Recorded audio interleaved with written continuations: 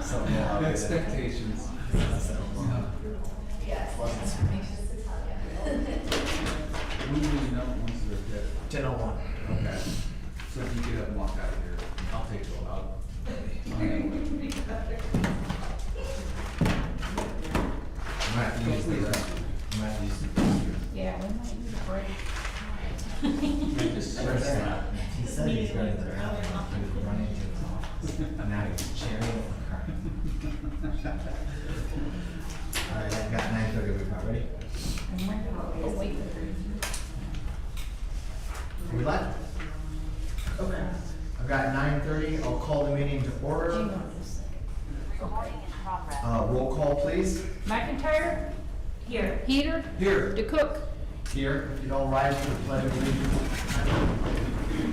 I pledge Allegiance to the flag of the United States of America and to the republic for which it stands, one nation, under God, indivisible, with liberty and justice for all.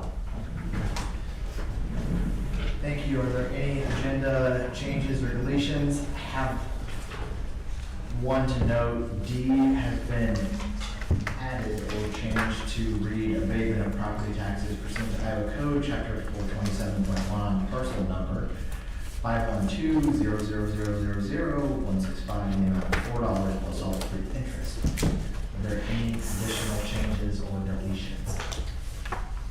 Okay. Seeing none, the consent agenda. Claims have a claims figure of $265,167.09 with no fringes. B, meeting minutes to approve, 9/21/2021 regular meeting, 9/23/2021 closed session, meeting 9/28/2021 special meeting, and 9/28/2021 work session.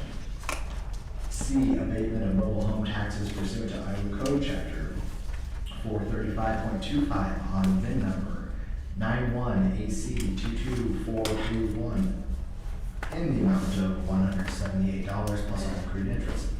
D, abatement of property taxes pursuant to Iowa Code Chapter 427.1 on parcel number 512-000000165 in the amount of $4 plus all accrued interest. E, approved step increase for Dwayne Carroll effective October 16, 2021.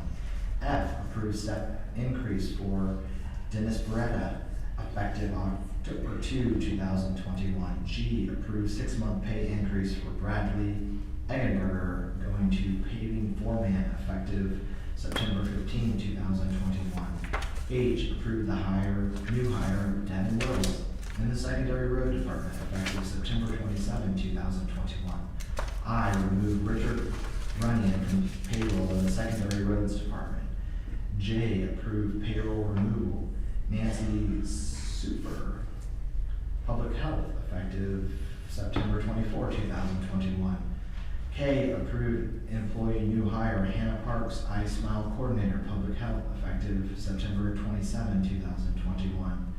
L, approved payroll removal Justin Delay, conservation effective August 13, 2021. M, approved payroll removal Nick Reiner, conservation effective July 23, 2021. N, approved employee status change David Titus, County Veteran Service Officer, Veterans Affairs, effective August 31, 2021. O, approved employee status change Deborah Segabart, County Veteran Service Officer, Veterans Affairs. Sorry about that. Where was I? Okay. Deborah Segabart, County Veterans Service Officer, Veterans Affairs, effective August 31, 2021. And P, approve employee new hire Renee Moore, HR Generalist Payroll Specialist, Board of Supervisors, effective October 13, 2021. Q, Somerset Casina LLC, doing business as Somerset Winery, shall be allowed to use the premises locally known as 15101 Fairfax Street, Indianola, Iowa 50125, zoned A1 agricultural as principal permitted use pursuant to section 41.021, section J for the manufacture, storage, and wholesale of alcoholic beverages. Okay, for the next couple here, R through AA, have been advised that we can lump these together. These are public hearings, Warren County Ordinances, chapters 10 through 19. They will be set in 3-minute increments on October 19, 2021, and will be published accordingly. Those are all transportation ordinances. Skipping then to BB, set public hearing for repeal of chapter 121, animal control, and adoption of new chapter 21, animal control and dangerous dogs. 6:35, adoption of new chapter 21. Adoption of new chapter 21. Set for 6:35 p.m. on October 19, 2021, 10:05 a.m. November 2, 2021, and 6:35 p.m. November 16, 2021. CC, set public hearing for repeal of Warren County Code Chapter 36, controlled lead-based paint hazards, and adoption of new code chapter 36, control of lead-based paint hazards. 6:38 p.m. October 19, 2021, 10:08 a.m. November 2, 2021, and 6:38 p.m. November 16, 2021. DD, set public hearing for repeal of Warren County Code Chapter 37, notification and surveillance of reportable, communicable, and infectious diseases and poisoning and conditions, and adoption of Chapter 37, communicable and infectious diseases and poisonings. 6:41 p.m. October 19, 2021, 10:11 a.m. November 2, 2021, and 6:41 p.m. November 16, 2021. Lastly, EE, set public hearing date for October 19, 2021 for 6:45 p.m. to consider approval of Big Sky Acre subdivision plat 2 submitted by Larry Hughes. Do we have a motion to adopt the consent agenda? I'll make a motion to approve the consent agenda. Second? Any discussion? Roll call, please. McIntyre. Aye. Peter. Aye. DeCook. Aye. Consent agenda passes. Number 2 on our agenda is a public hearing for a rezoning request from A1 to RR1 for Philip and Nancy Hansen, 6069 60th Avenue, Norwalk, Iowa, 50211. Do we have a motion to go into public hearing? So moved. Second, roll call, please. McIntyre. Aye. Peter. Aye. DeCook. Aye. We are in public hearing. Good morning, Lindsay.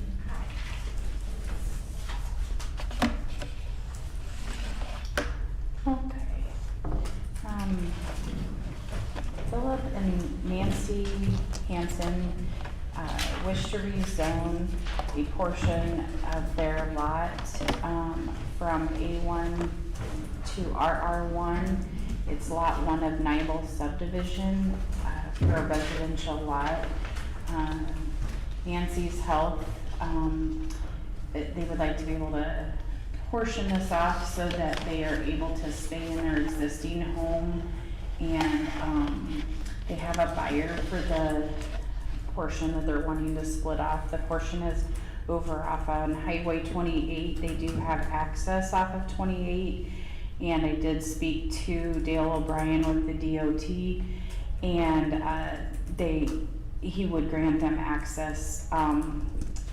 There's an access directly across the road, and so they would be able to have access off of Highway 28 for this lot.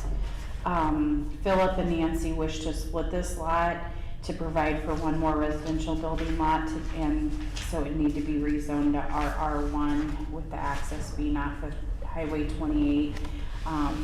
We do recommend approval of it. It's not within the urban expansion area of Norwalk or Martinsdale. And we did not receive any correspondence for the zoning commission or for this meeting. And the zoning commission voted 3-0 to recommend approval to you of the rezoning request. I know Phil and Nancy are not here this morning. I'm guessing maybe something must have maybe came up. So that's kind of all I have to present on this one.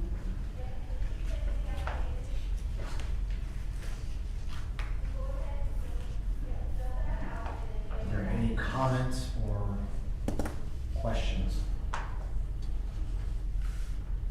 You said the vote was 3-2? 3-0. There was only 3 members there that night. Okay.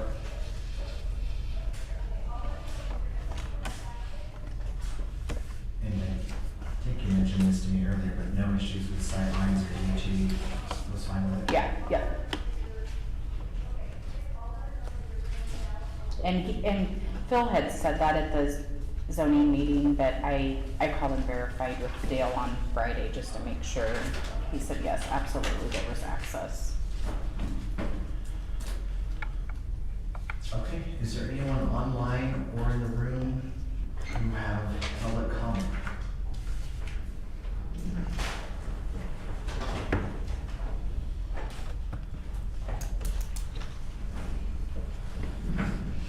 Make a motion to, get out of public meeting. Public hearing. Second. Roll call, please. McIntyre? Aye. Peter? Aye. DeCook? Aye. Okay, do we have a motion for the rezoning request from the Hansons? So I'll make a motion to approve the A1 to RR1 for Philip and Nancy Hanson Do you want to wait a second? and waive the second and third reading. Second.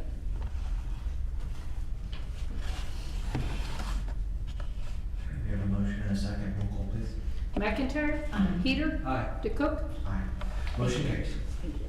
Thank you. Next up is a public hearing set for 9:40 a.m. Public hearing for the approval of revised Chapter 2, County Infractions, Warren County Code of Ordinances. Do you have a motion to go into public hearing? I'll make a motion to go to public hearing. Second. Roll call, please. McIntyre? Aye. Peter? Aye. DeCook? Aye. Morning, Tom.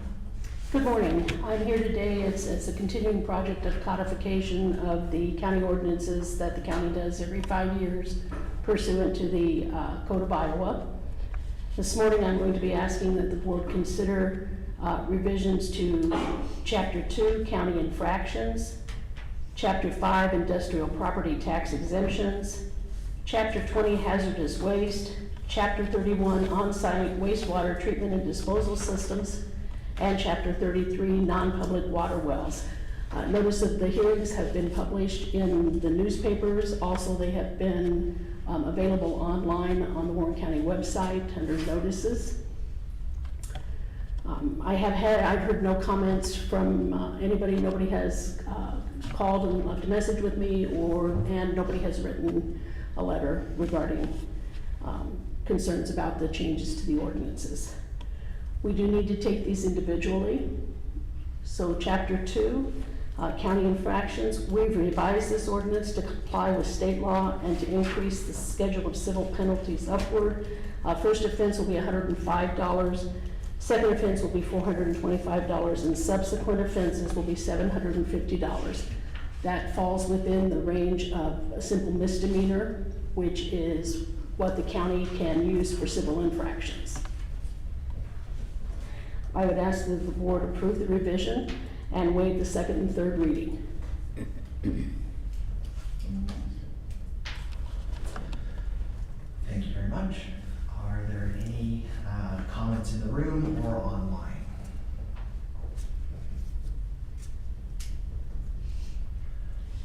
Seeing none, I'll make a motion to end our public hearing on this matter. Second. Roll call, please. McIntyre. Aye. Peter. Aye. DeCook. Aye. Do we have a motion to approve and adopt revised chapter 2? We'll make a motion to approve the revised chapter 2 county infractions of the Warren County Code of Ordinances and to waive the second and third reading. Second. Roll call, please. McIntyre. Aye. Peter. Aye. DeCook. Aye. Motion carries. Chapter 5 is industrial property tax exemptions. I'd ask that the board go into public hearing for this. Make a motion to open the hearing. Second. Roll call, please. McIntyre. Aye. Peter. Aye. DeCook. Aye. Regarding Chapter 5 industrial property tax exemptions, the county attorney's office worked with Janet Bunch, the county assessor, so that this ordinance conforms with the Iowa code and its revisions. We're asking the board to approve the revision and waive the second and third readings. Don, is there anyone in the room or online who'd like to make a comment or question?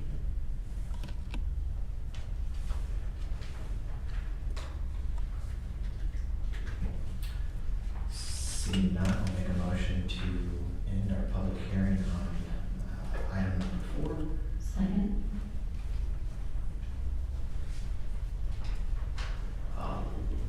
Roll call, please. McIntyre. Aye. Peter. Aye. DeCook. Aye.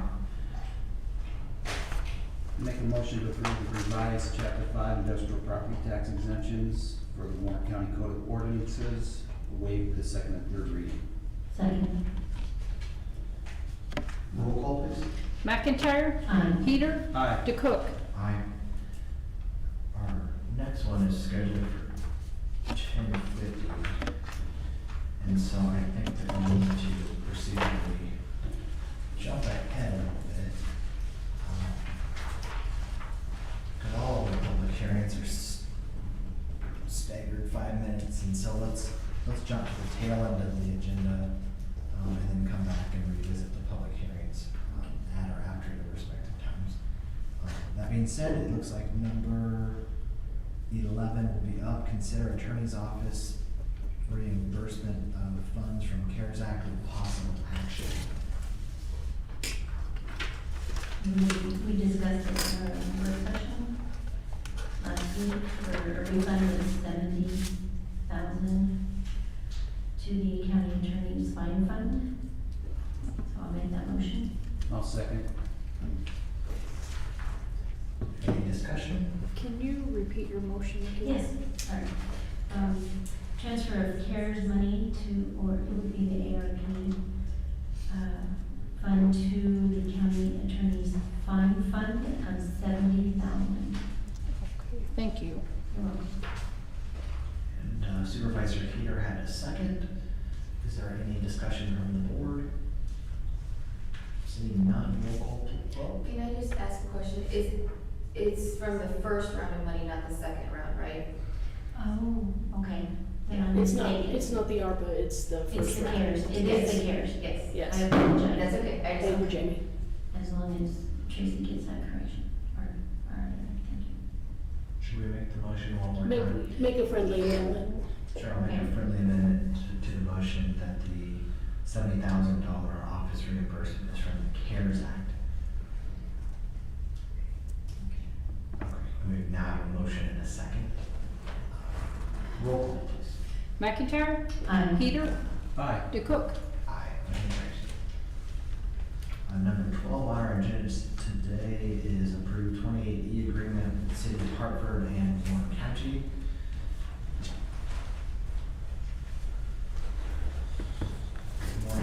Good morning. Morning. So we've been working with the city of Hartford to get something in writing that just covers mainly just Drake Street on the east side of town and Delaware Street on the west side. There's been a little bit of confusion in the past with who does snow removal or maintains the roads because the city limits kind of wind in and out on the east side of the map on the last page.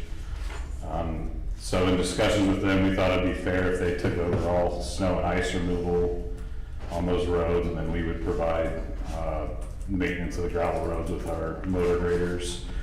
And then it also has a caveat that they coordinate with us within city limits if they feel like they need additional granular surfacing or gravel applied, that they would do that on their own dime within city limits, and we'd still blade it for them. But I think this evenly splits up the duties for both of us and just get something in writing so there's no confusion at a later date.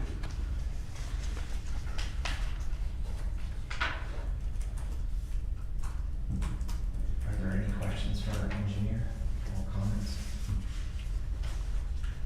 Just have a brief comment. I appreciate your efforts on this and how you handle lots of these sorts of deals. It's just so much better in my mind to have it documented whose responsibility falls where. It takes out confusion, and also takes out finger pointing where, you know, certain folks get confused or they don't understand who's required to do what. And then historically, the county just explained, and I'm happy to see that, you know, by sending it out, documenting who's doing what, it just delineates that, and makes it a lot better. So thank you for your efforts. No problem, and I also commend the city of Hartford for coming to the table and working with us on multiple things. So. Absolutely. Do we have a motion to approve? I'll make a motion to approve the 20 agreement with the city of Hartford and Warren County. Second. Any discussion? Roll call, please. McIntyre? Aye. Peter? Aye. DeCook? Aye. Number 13 is discussion regarding the termination of the joint public service agreement between Warren County and the city of Carlisle with possible action.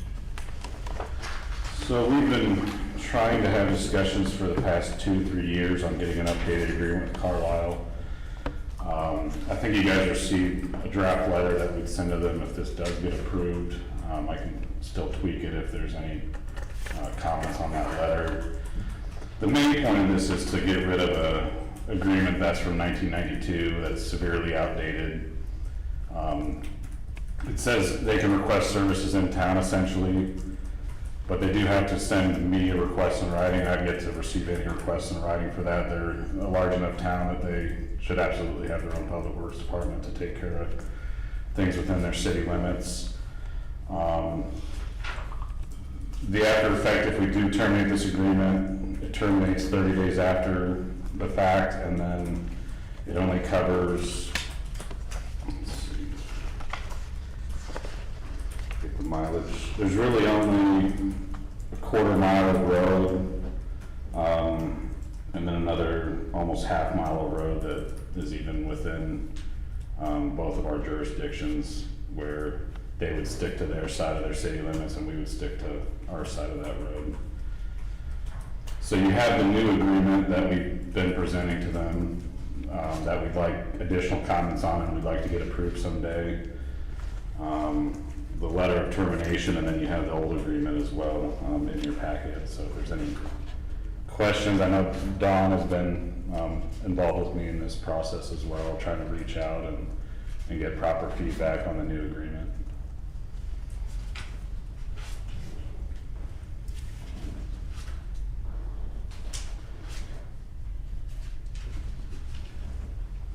So would this leave a gap for Carlisle and their services to the residents? I mean, do they have a plan B once we terminate this agreement, or there's just no discussion with them?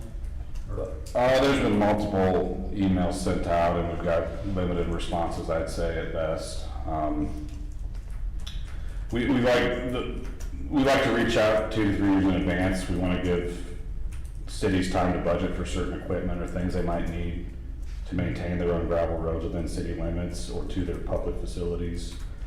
And that's why there's been such a long time frame. I don't think it's fair to go to a city and say, hey, we want to change everything up, now you need to budget for X amount of equipment. But at the end of the day, this just impacts less than a half mile on Scotch Ridge Road going into town. on the south side, south of Highway 5. And then 155th Avenue north of Highway 5, which is about less than a quarter mile. So on the new agreement on the last page is that map that shows the 2 roads that it would have an impact on, and only those 2 roads in our opinion.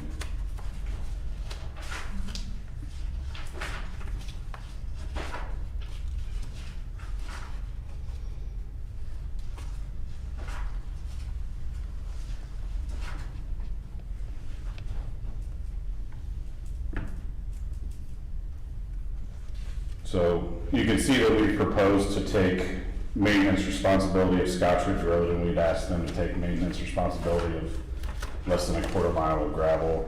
Once you go north of that, you're into Polk County. And that's the only 2 areas it impacts.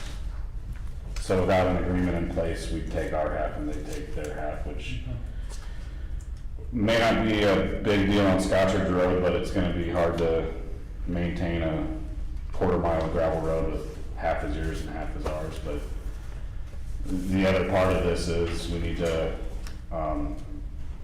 move past an agreement that's from 1992 when Carlisle was a lot smaller town than it is today. And if you want to give us more thought, I'm willing to, obviously we can table it, we can discuss it some more. I'm ready to move forward. I think that it might sort of send the message a little bit that it's probably time to work out a deal. But if not, then that's our default, and that's being equitable with everyone, so. And that's why we spelled out in the letter as well that we're not just picking on, one city in the county. We've been updating these agreements with surrounding counties and cities, and they happen to be next in line, so. We're trying to do this with every community we can, where it's needed. Understood. Do we have a motion on number 13? I'll make a motion regarding the termination of the 1992 Joint Public Service Agreement between Warren County and the City of Carlisle. What, You want to do approve or terminate? Terminate, Okay. sorry. Second. Is there a discussion? Seeing none, roll call please. McIntyre? Aye. Peter? Aye. DeCook? Aye. Motion carries. Number 14, approve placing, we'll do 14 and 15 while you're up here, and then we'll flip back. Okay. Approve replacing 2 yield signs at intersection of Davis Street and 130th Avenue to create a 2-way yield condition. This one seems like a no-brainer. We noticed it when we were out meeting with the property owner, but it's currently an uncontrolled intersection. They do exist in Iowa. They exist on low-volume roads where you don't have a stop or yield sign on a 4-way condition. However, I think a county of our size, when I see an uncontrolled intersection, I like to put something there. Not really for the residents that are used to the road, but if they have guests or something that are unfamiliar with the roadways, at least there's some sort of warning device there to get one side of traffic or the other to stop or yield. So in this case, it's uncontrolled, and we'd like to make it controlled for 2-way traffic. Understand. Is there any questions for our engineer? No. Just the comment. I appreciate again the proactiveness of when you see something like that it's not a huge cost burden, but it should improve safety, and that's a good thing to have. I'll make a motion to approve the placing 2 yield signs at the intersection of Davis Street and 130th Avenue to create a 2-way yield condition. Second. Motion in a second. Any discussion? Roll call please. McIntyre? Aye. Peter? Aye. DeCook? Aye.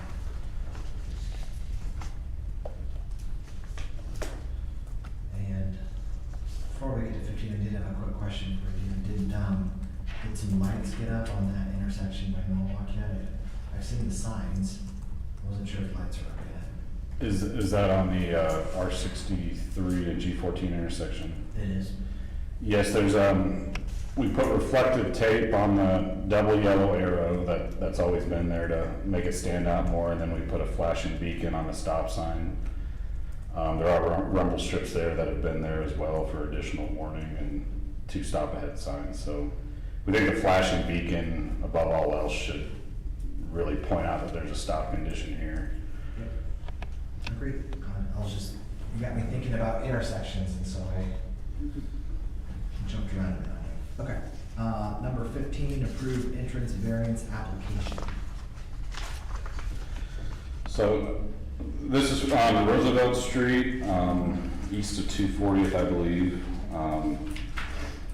We've been out there on a couple different occasions. The property owner marked a spot initially that had 440 feet of sight distance, but it's important to note that this is also on a downhill slope, so typically per a lot of manuals you can add another 100 feet, and we don't do that on low volume gravel roads. He also requested to use an existing entrance. It's west of that. That one has 360 feet of sight distance. And it is a property with a great deal of frontage, so there's a lot of options out there. So I'm curious to see how there's undue hardship. I know he did mention that there's a 6-inch water main on the back slope. If you go further to the east, the back slope gets better, but I'd understand he probably have to wind his driveway up quite a bit back to the west.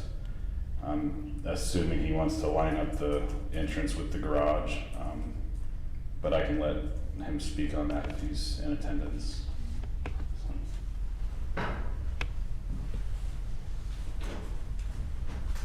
morning, guys. Thanks for letting me speak. Can you say your name and address, please? My name is Brian Wallace, 24424 Roosevelt Street, Lacona. I got just a quick aerial map if you guys want to take a peek. You can kind of give you a little bit better visual of what's going on. So as you can see, where the house and the building is going in, this will be to the east of that is where I would like to use the existing driveway. Approximately 30 years ago, that used to be all covered with trees, and the county come in and cleared out a whole half a mile of trees on the south side of Roosevelt Street. So the county actually put that driveway back in for us there to use. And as you can tell on the map, it's rocked. It goes down to a pond deal that we use quite a bit. Yes, I would like to use that because the way my house sits on that ground, that would line up straight with the garage, go straight in. If I go to the west where, yes, it does slope off a little bit better, I'd have to come clear around my house with the driveway. Just makes it a little more inconvenient. And at the top of the ridge, which is probably 50, 60 feet south of the fence, is a 6-inch water main that feeds Lacona. So I can't go in where initially I wanted to put the driveway because I can't do no grading. It's too steep for any agriculture stuff going in and out of there. So I would I want to clear out trees that have regrown in the ditch for better visual coming out onto the road also. And I talked to him about that. On Roosevelt? Yes. So, thanks for hearing me. You bet. Thank you. You're very welcome. Thank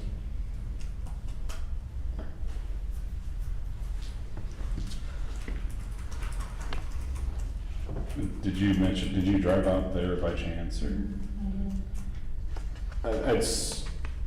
It's gonna be the board's call on this one. I know there's spots that work further to the west, but like he said, he'd have to wind his driveway clear back up to the house. Part of that is sometimes you might need to check if where your entrances work before maybe putting the footprint of the house or staking it out there, but it's gonna be your call on what you want to define as undue hardship in this case, and I'd rather see 440 feet than 360 feet of sight distance at the existing entrance he wants to use. So if it is allowed, we will have to put warning signs up. which I know, as you mentioned in the past, it's something we can invoice the property owner for if we have to put up warning signs for what used to be a field entrance. And Mr. Wallace, Yes. if we make that decision to allow it and accordingly, then we'll need to put up some signage, because the sight distance wouldn't be there. Are you comfortable and able to take care of the somewhat minimal cost of that? I think it's gonna be a big number. What's ballpark? $250 to $500 range, depending. Yes. I I assume can- that you'd be agreeable with that? Yes. Okay. That's all I have. Thank you. In the current drive, that's how he accesses the pond at this point, isn't it? I mean, that's how he makes use of the properties, using that driveway anytime he goes out there, I assume. Yeah, far east side, it's what we consider a field entrance currently. And then they'd be changing the use of it so that there'd be more traffic in and out once you put a house there. Got it.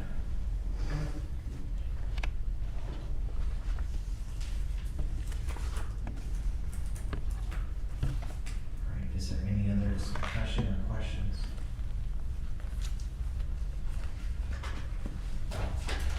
I'll make a motion to approve an entrance, or the entrance variance application for Mr. Wallace, with the understanding that any, costs not to exceed $500 of signage are borne by, Mr. Wallace. Second. Is there any discussion? Are you good with this variance? I'm good with it with the warning sign. It's not ideal, but we've allowed it in the past. It is a low volume road, so I gotta say I'm on the fence about it. I don't like to give that answer. That's not always the best way to put it, but if you're doing this on a higher volume gravel road, I'd say absolutely no. Right. But being that I'm assuming it's less than 100 vehicles a day in this area, I can see you going with a warning device, but if we ever get into a situation where it's higher volume, you're closer to a larger city, I'm gonna give a different opinion. And just for the public's benefit, I'll just say how I look at these. Any variance is a one-for-one application, because I grant a variance or vote to grant a variance in this particular matter, doesn't mean that universally the county's adopting a complete disregard for the DOT sightlines for properties. It does matter how many vehicles are on the road. It does matter that, that entrance that's currently there looks pretty well used. I'm guessing that Mr. Wallace, his friends and his family probably do some fishing on the pond, and it's not like they're not using it to begin with. He's looking to build a property on his own land, and using an existing road that the county put in. So for those reasons, and mostly because it's a low volume road, I'm okay with the signage so long as the Wallaces are paying for it.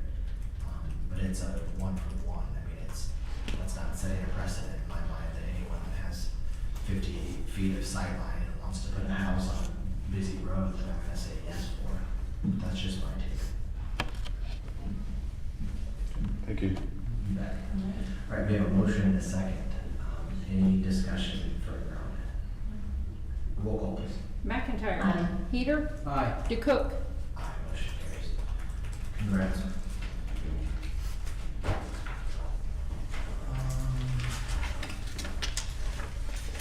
We will then jump back to our public hearings. Number 5 is public hearing for the approval of revised chapter 20 hazardous waste, Warren County Code of Ordinances.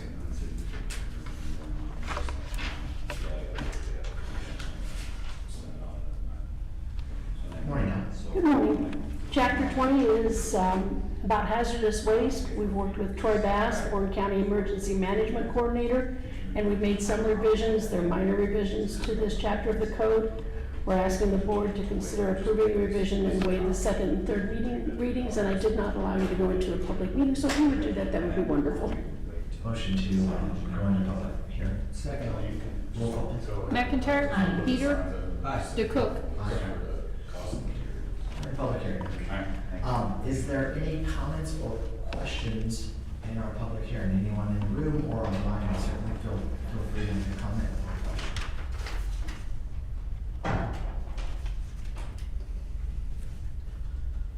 Seeing none, I'll make a motion to leave the public hearing. Second.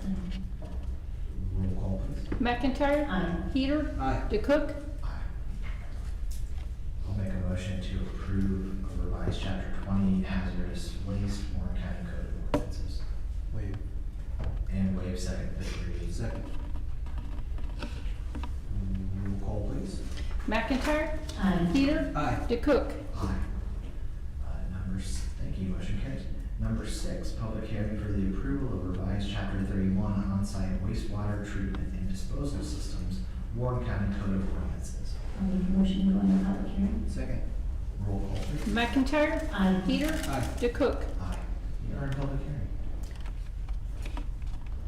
Regarding chapter 21, we've worked with Kate Honor and Shayla Llewellyn, both of Environmental Health. Worked on this ordinance and have made needed revisions to the ordinance. The Board of Health has reviewed and approved this ordinance, and we are asking the Board of Supervisors to approve the revision and waive the second and third readings. All right, any comments from the public?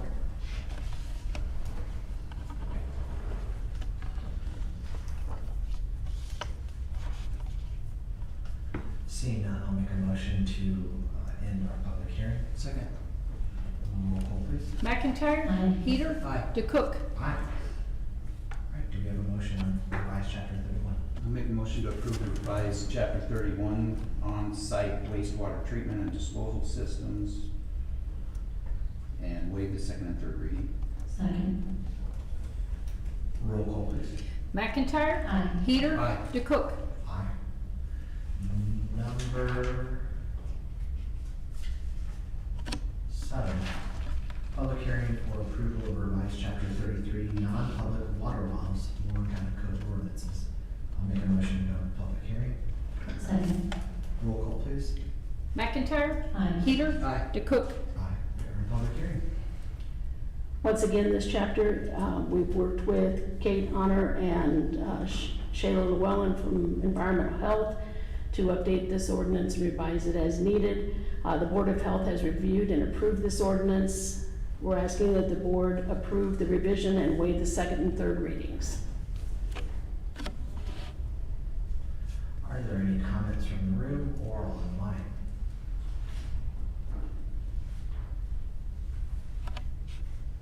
Seeing none, I'll make a motion to end public hearing. Second. Roll call, please. McIntyre? Aye. Peter? Aye. DeCook? Aye. Do we have a motion on revised chapter 33? I'll make a motion to approve the revised chapter 33 non-public water wells, Warren County Code of Ordinances, and waive the second and third hearings. Second. Roll call, please. McIntyre? Aye. Peter? Aye. DeCook? Aye. Motion carries. Thank you, Don, and all involved in the revisions to those code chapters. I know that was a lot of work, and it seems sort of perfunctory at this stage, but that's not indicative of the amount of work that goes into those things. So thank you, and all involved. Thank you. Number 8, public hearing regarding the conveyance of real property to Billy Joe Warden. I'll make a motion to go into public hearing. Second. Roll call, please. McIntyre? Aye. Peter? Aye. DeCook? Aye. We are in public In hearing. 2018, Billy Joe Warden requested that the county consider conveying property in Somerset OTP to her. Excuse me, the Board of Supervisors approved conveyance of 139th Lane.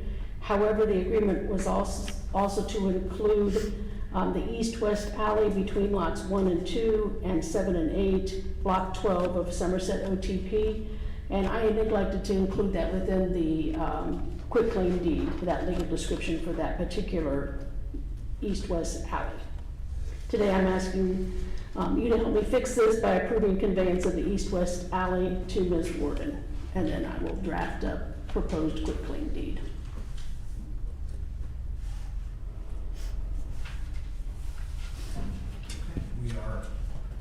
We are in public hearing. Is there anyone from the public who would like to comment on this matter?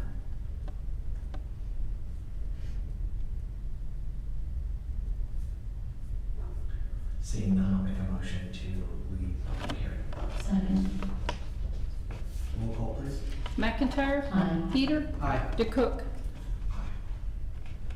Okay, I'll make a motion regarding the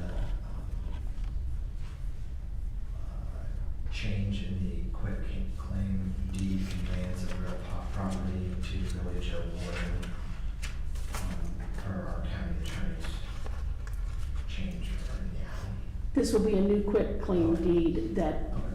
would be conveying the east-west alley to Ms. Warden. I'll change my motion. I'll make a motion to, regarding the conveyance of real property to Village of Warden as described, waiving the second, third reading. Second.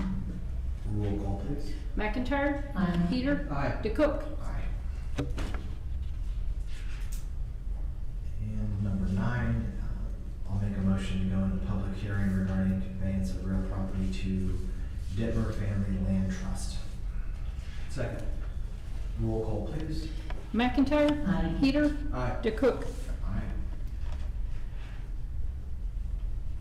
Rodney Dittmer of the Dittmer Family Land Trust is requesting that the county convey property legally described as follows: the abandoned railroad right-of-way in the northwest quarter of the northeast quarter of Section 17, Township 74, Range 22, except 1.5 acres of abandoned railroad right-of-way lying northeast and adjacent to the west 2.5 acres of the north half of the northwest quarter of the northeast quarter, Warren County, Iowa. The abandoned railroad that is left within this parcel of abandoned railroad it lies adjacent to the Dittmer Family Land Trust property. And they're asking that this be conveyed to them. I have given notice, public notice through publication, as I did on the previous one. No one's contacted my office regarding notice, and I ask the board to approve conveyance of the railroad right-of-way to the Dittmer Family Land Trust by quitclaim deed for $100 in publication cost.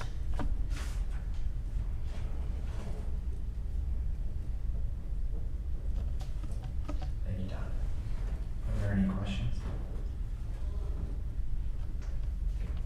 I'll make a motion to go out of public hearing. Second. Roll call, please. McIntyre. Aye. Peter. Aye. DeCook. Aye.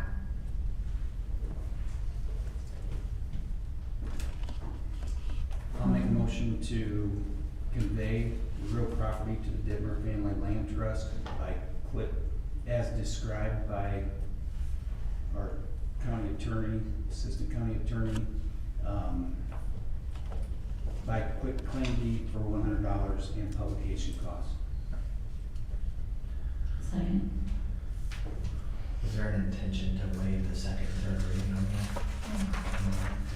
Yes, please. Yes. With a friendly amendment to waive the second, third reading. I'll second that. Okay. Any discussion? Roll call, please.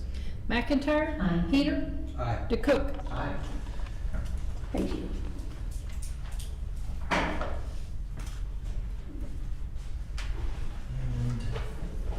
number 10, public hearing for proposed amendment to the 2020 Warren County, Iowa revised zoning and subdivision ordinances regarding chapter 41.02, section 2. I'll make a motion to go into public hearing. Second. Roll call, please. McIntyre. Aye. Peter. Aye. DeCook. Aye. Okay, so our office has received some calls about the Isaac Walton League, and Don had done some research and found, obviously, that is grandfathered into our ordinance, but had found that the state code there had been some changes to state code, and our ordinances did not reflect that change. And, after talking to the group at COSO, don't think many people's ordinances reflect what state code says. However, Polk County's ordinances does reflect it. So Don kind of mirrored our ordinance rewrite, to reflect kind of Polk County's, because obviously the counties can't be any stricter than what state requirements would be. But with that change, our ordinance right now, the proposed amendment, the special use permits, it reads, under 4102A12E, private gun clubs, skeet shooting ranges, commercial swimming pools, and similar uses. Well, we don't wanna get rid of, commercial swimming pools and similar uses, so we just wanna delete private gun clubs, skeet shooting ranges, and replace with the following wording. So we really needed to add a new letter for that, so it would be under V, and it's basically adding private gun clubs, skeet shooting ranges, archery, and firearms ranges, because, you know, if you have a commercial archery range, which we might be having an application come forward for one of those, we didn't have any restrictions on that either. So Don and I were visiting with that and about that, and thought, well, maybe we should address archery as well in with these ranges. So what this does is actually, right now they're covered just under a special use permit with the Board of Adjustment, but right now this adds a layer where they actually have to go to, not actually coming to you, they actually have to go to the zoning commission as a layer, and then they have to go make their application in front of the Board of Adjustment as well for a special use. So it's an extra step in here. So that's what we are requesting, and it does, like I said, it does reflect state code.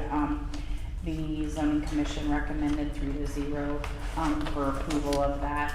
But any ranges that we have in place prior to this change going through would be grandfathered in. So like the Isaac Walton would be grandfathered in, and I know there's a shooting range up by Carlisle, Hartford area. And Somerset. yes, And that there's one. also one on Highway 65. Yeah, so any of those would be grandfathered in, so it'd be anything new, prior to this date. Anything prior to this date's grandfathered in, anything new would have to follow this ordinance, so. That is, and again, it was 3-0 to recommend approval of this, ordinance change, so, and nobody, spoke for or against it at the zoning commission, and we didn't receive any correspondence, so.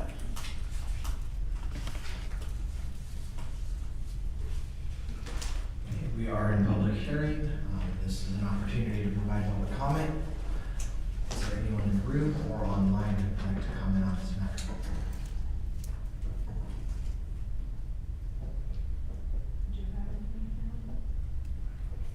Okay.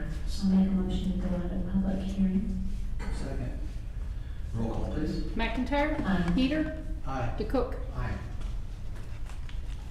I'll make a motion to approve the proposed amendment to the 2020 Warren County, Iowa revised zoning and subdivision ordinances regarding chapter 41.022E.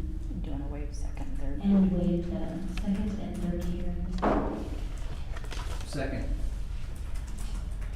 All right, is there any discussion? Roll call, please. McIntyre. Aye. Peter. Aye. DeCook. Aye. Thank you. Motion carries. Thank you. Thank you. All right, back to number 16 on our agenda, receive and file a report from general assistance. We've got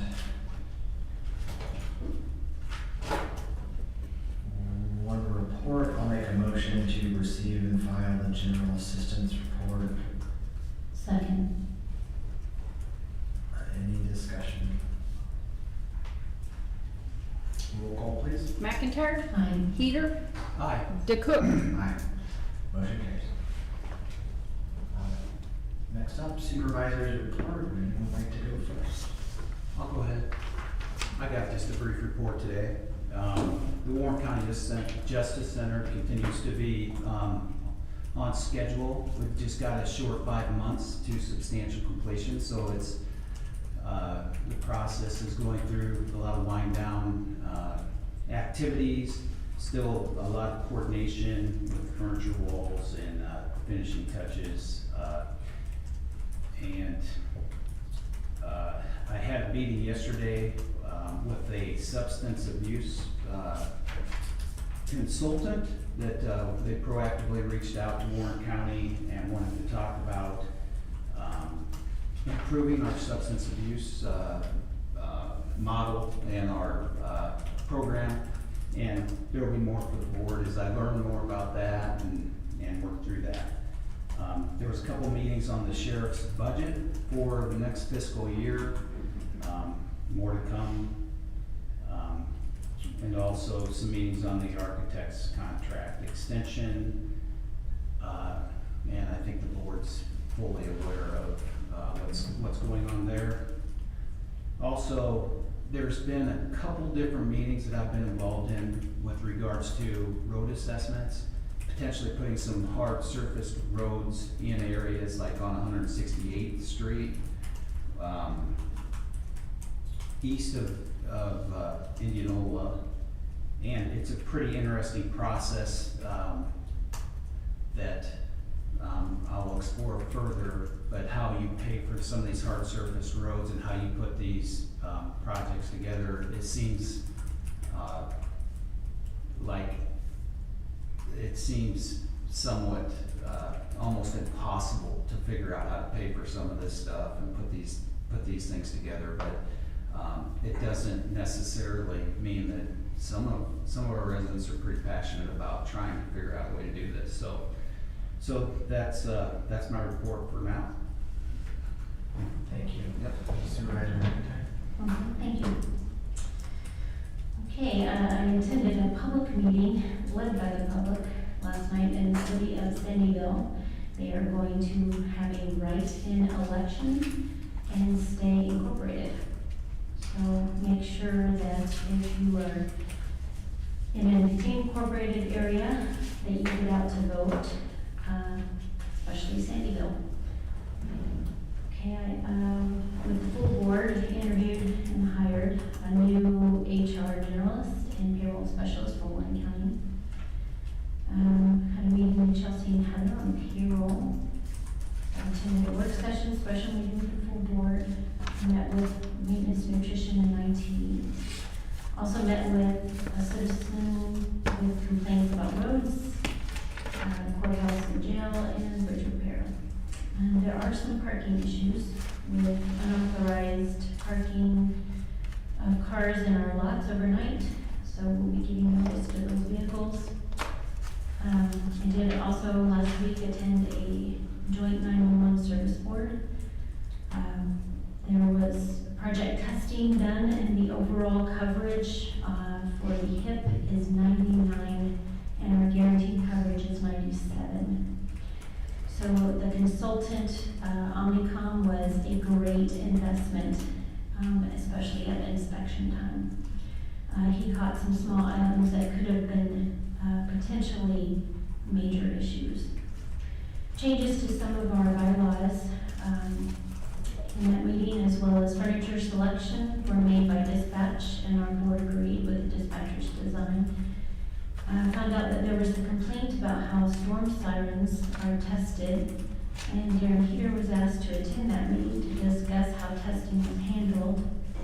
I'm here to report this since the executive board is who this employee reports to, and I sit on the executive board as well.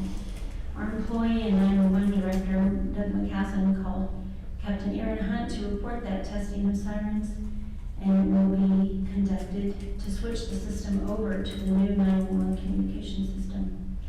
This was then turned into an issue that the City of Indianola Fire Chief, Greg Chiat, had with how the sirens were tested.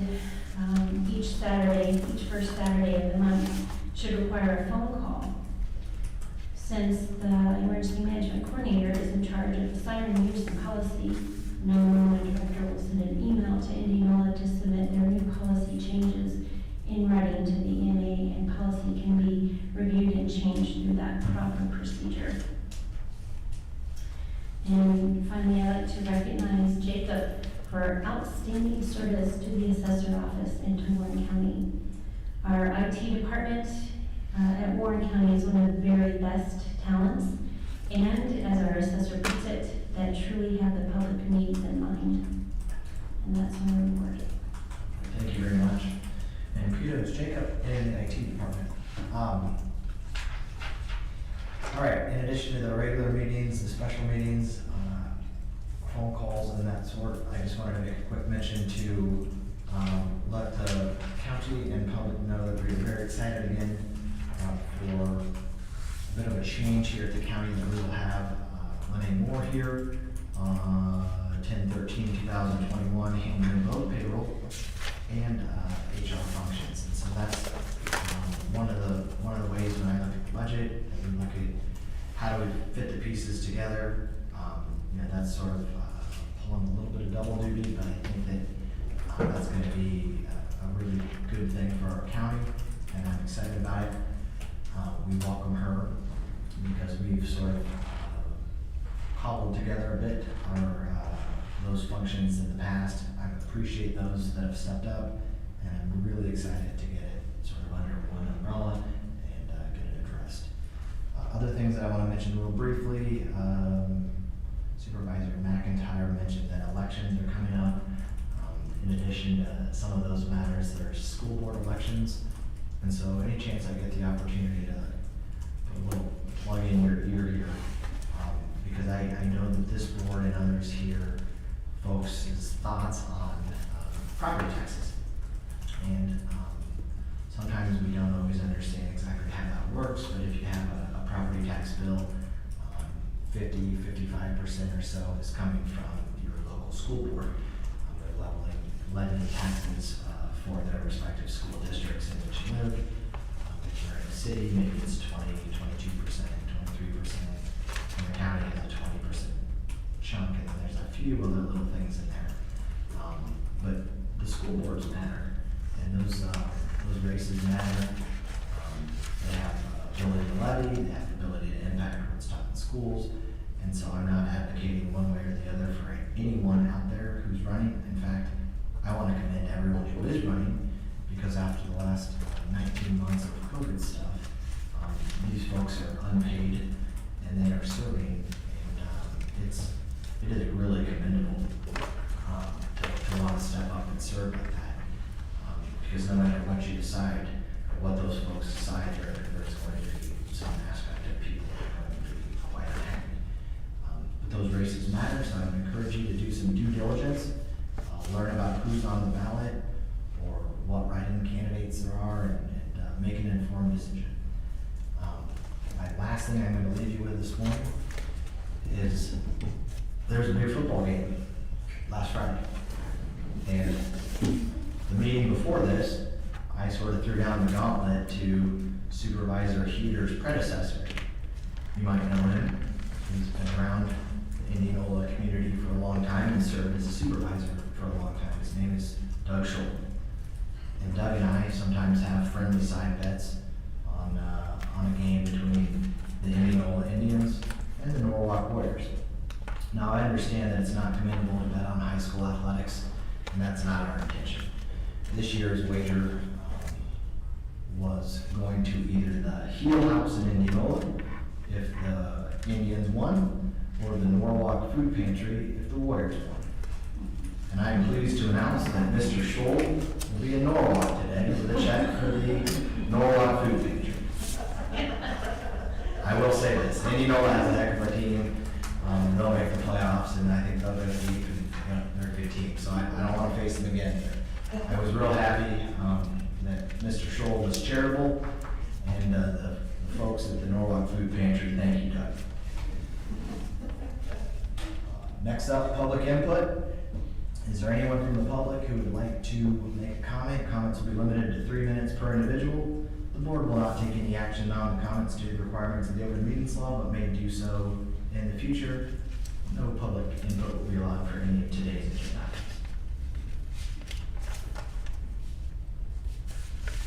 Is there anyone online or in the room?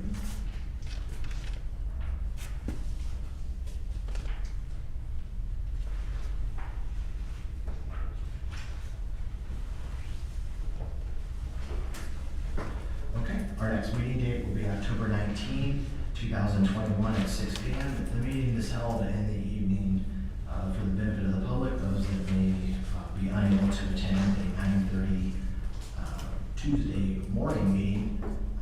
So that is truly for your benefit. If you're able to come, please come or watch online. But it will be October 19, 2021 at 6 p.m. We have a motion to adjourn. So moved. Second. Roll call, please. McIntyre. Aye. Peter. Aye. DeCook. Aye, we're adjourned. Thank you all for your time.